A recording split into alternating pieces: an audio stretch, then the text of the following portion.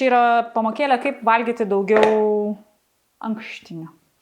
Bet kokius šviesius ankštinius, avinžirniai pupos. Svarbiausia, kad būtų šviesus, nes geriau pasisavina spalvą.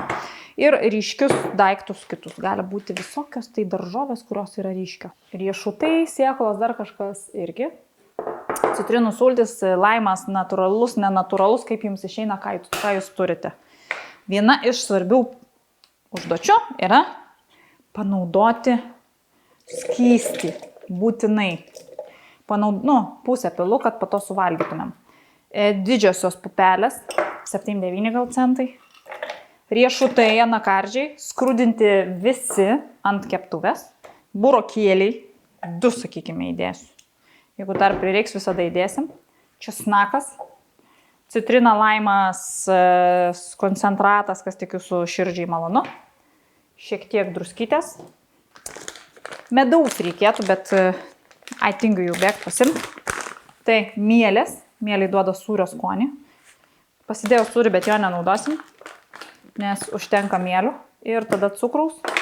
Būtinai skonio balansui visada reikia. Tai medus, aišku, smagiau šitoj situacijai. Apie 7 gramai kokie. Ir blenderiuojam. Skystumą galit patys pasireguliuoti.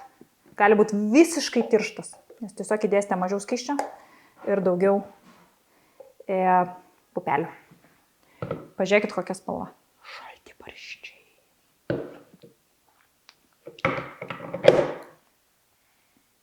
Trūksta citrinos. Einu dar dapilsiu. Šiaip labai skanu. Užtepėlė, kaip sakau. Ir česnako buvo tik vienas galiukas, nes jeigu daugiau, tai gali būti per stipru tiesiog, nes netgi vienas jisai dabar jaučiasi. Jeigu atvirai jums tarianti, kadangi aš tokia labai gera su kiekiais esu, man trūksta visų kitų sudėtinių dalių šiek tiek. Ir žinot, tame yra gyvenime grožis. Tik paragauji ir supranti, kad kažko trūksta, tai gali visada įdėti, negu tai, kad paragavai, kad galvoji, viskas čia bus gerai.